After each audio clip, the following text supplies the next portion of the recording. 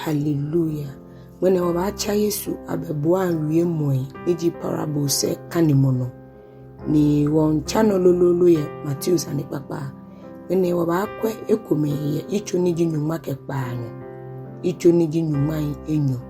Ke icho niji nyuma enyɔ ke ekome.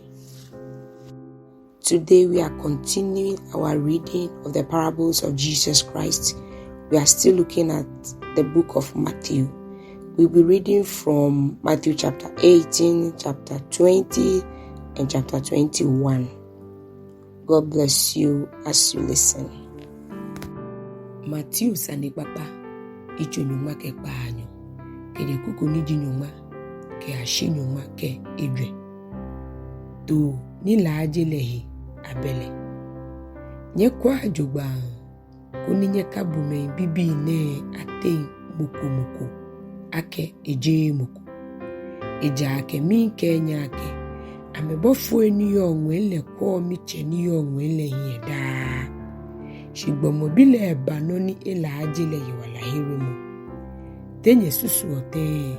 Keji muku yetoi oha. Ni ametei ekume dugbele.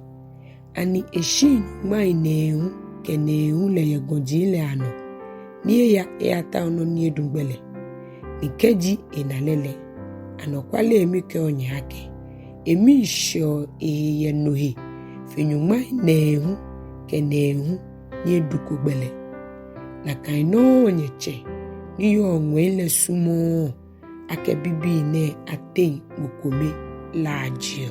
Hallelujah. Ke ye kuku ni jinyumai enyo ke ekome ke ashinyumai eten ke enu. Tsulɔ ni enaaa mɔbɔ le abele. Keke ni Petro ba engo ni ebabile ake. Nucho shi enyi minyemi atomino ni mikefale. Ke ashishi paulu. Yesu kele ake. Mike bu ake ke ashishi pau. Shimu shi pau toe nyumai pau. Nuhi wole wen manche yeli leta mo manche kunita o eke echuji abu akonta. Ni beni ebon ibule ake mokoni hiele nyomo talentai akpe nyuma ba enwo. Shi ake ni ebenoko ni eke awu lele enu chole fa ake ahole ke inga ke ebi ke ni fe ni eyo ni ake wo nyomole. Keke ni Tsulɔ le hogbe enajiana ni ikpale fai eke. Nuncho to ochuishi oami ni mawobo nyomo le fe. Ni Tsulɔ ne nuncho le musunchole ni eme ni eke nyomo le kele. Shimbeni na kai Tsulɔ le jekule eana enaneme chuji le ate mukome ni hiele nyomo talentai oha. Ni emole emia ese ni eke wo minyomo ni oyemile keke ni enaanyo Tsulɔ le hokunashi ikpale fai eke to ochuishi oami ni mawobo nyomo le fe shinele ekpele shimu eyawole chumu ke ashibe yino ni ewole nyomole shibeni enaneme chuji le nanoni bale edo amecho ni amebagba amenu chole fe keke ni enu chole ha ayachele keba ni kele ake Tsulɔ fon ake ni okpa mi fai hiwole mi keneke nyomo ne fe kebo ani kule je bohu ogbena aji ake ona anyo Tsulɔ le mɔbɔ boni mi hu mi nabu mɔbɔle enu chole mi fun ni kele ha ni apile ke ashibe inoni eba wole nyomo le fe na kaino mi cheni yo nwele hu afenye ke di nyetei mo femu ke enyemi tomo ekele ke je etwinle. Hallelujah.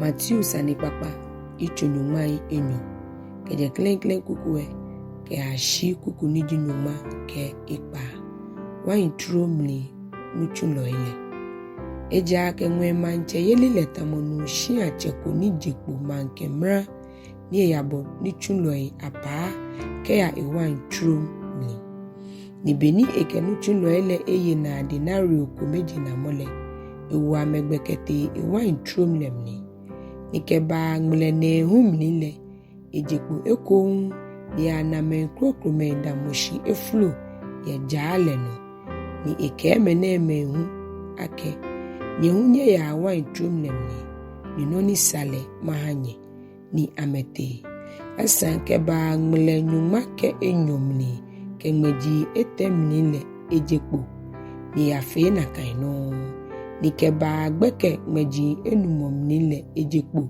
ni aname krokrome hu damoshi eflo ni bi ame ake meba ni nye damoshi eflo ye bi ejina mo na efe ne amekele ake ni moko eboko wo apale hiwo eke ame ake nyehu nye ya Waintrom lemni agbene benishe gbekele Waintrom chele ke Tsulɔ nukpale ake chenu tsulɔi le ni owo amenyomo ni oboin kejese pe bi le ano ke ashi klen bi le ano ni beni gbeke ngmeji enumo bi le bale amefe amena denari kome ni beni klen bi le bale ame susu ake ame ana fena kai shi amehu amena denari kome shi beni eshe ame denle ame she tokemo ke shi achele wo ake se pe bi ne muletra kome keke ame chuni ni oha ame kewo ni wo chuni jinamo ni etowo ni lacha echawole fepe shi ehere no eke amete mokomi ake na anyo mi fekobu efonku anije dinario okemiye na ngono ni ji onole ni oya shimi sumo ake ma se pe mone tamoboni mi habole no alo mi behigbe ake mike mi dienche mi ni fio no ni mi sumo ani mimli hilele hiwo oyime etune neke ni se pe bi a chomo klen bi ni klen bi a chomo se pe bi eja ake acheme pi shi me fio ala hallelujah Matthew sani papa icho nyumai enyo ke ekumi ke yakuku ni nyumai enyo ke paanyo ke ashi nyumai ete ke enyo Bihii enyo lehi abele shi agbene tenye susu ote nunko ye bi enyo ni ete mukomengo ni eke mibi mwene ya achuni ye mi Waintrom lemni ni ehere no eke mi ya shi fesele esha ni ete mo krokro le humo ni kele na kaino shilele ehere no eke ata mati shi ea temei enyone ate monife noni amechele sumo amekele ake chuchu moleni Yesu ke ame ake anokwale emike onye ake to he loile ke adamambo loile mi nchonye hie ke mi yanyumo manche yelile mle eja ake Yohane banyengo ye jalegbele no ni nyele nye he le nye ye shito he loi ke adamambo loile hele ameye ni fese beni nye yo hule nye shwa nye itete kuni nye hele nye ye hallelujah keje kuku ni nyumai ete ke ashi nyumai edwe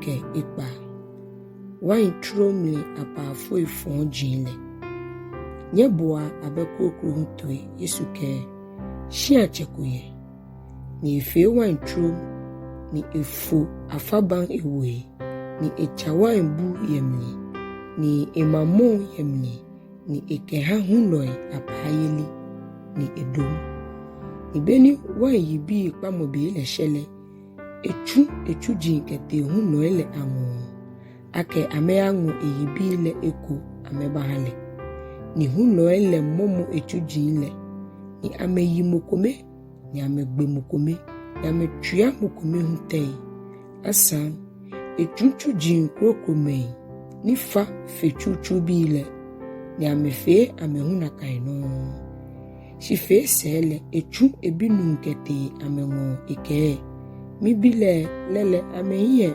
asole shihunloile beni amena binu le mule amekeke ame ake ni lole ne nye ba nye ha wo gbe ale oni wongu egboshini ni amemole amechire eise keje Waintrom lemni ni ame agbene keji Waintrom chelebale mini efe hunoine amekele ake patagbe fon jine ahin butu ni eke Waintrom le aha hunoi krokome apayeli meini keibi abahale yebeni samni Yesu ke ame ake aninye kaneko yegmalele amlidan ake teni chuchaloele chefone nono echonkonte nu chole de eneje ni eyena akpe